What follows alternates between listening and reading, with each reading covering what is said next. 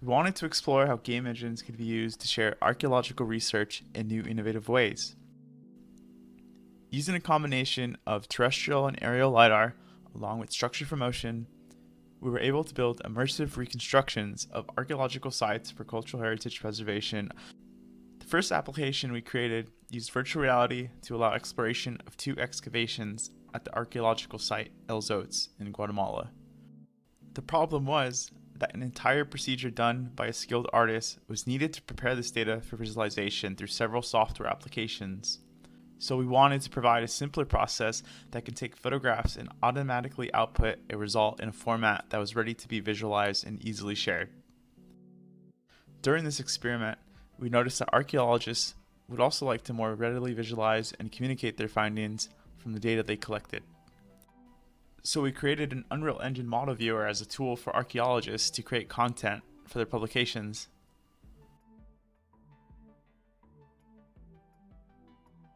Using 3D procedural software, we're able to assemble a graph that applies a transformation at each node.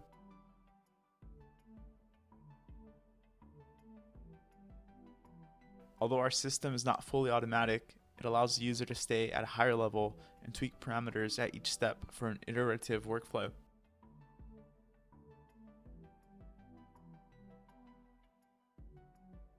In the end, producing an optimized asset for use across the VR/AR spectrum.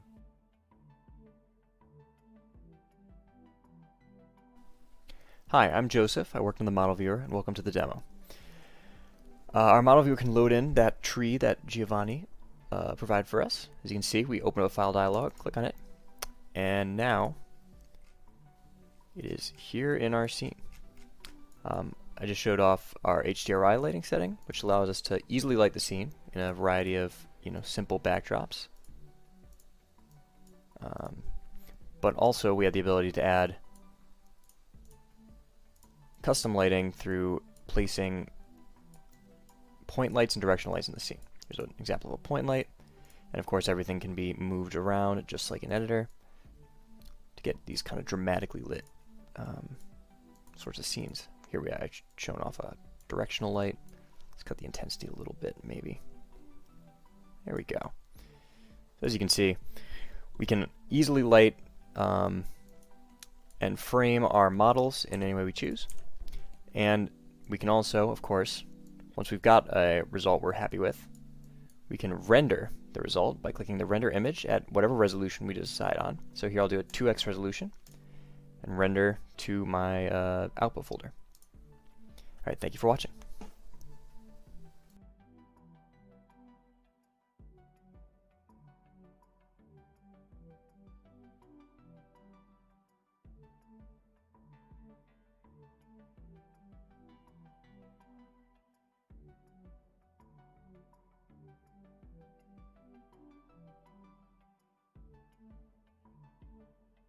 Hello, I'm Haoqi Wu, and I'm going to demonstrate the new features in the Unity application.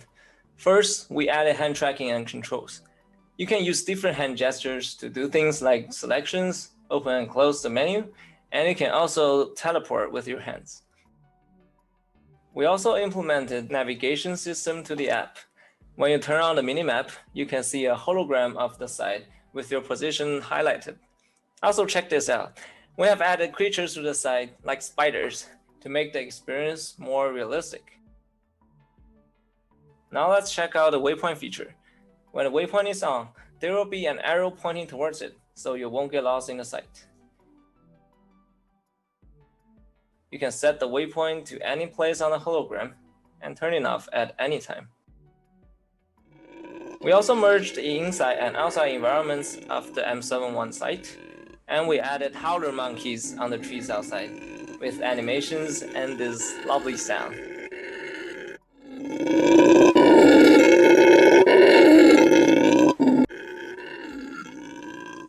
Besides, we created texture switching functionality, so you can see what the site used to look like in ancient time. With these new features, your exploration in the archaeological sites is going to be more convenient, and the VR experience is going to be more realistic and immersive.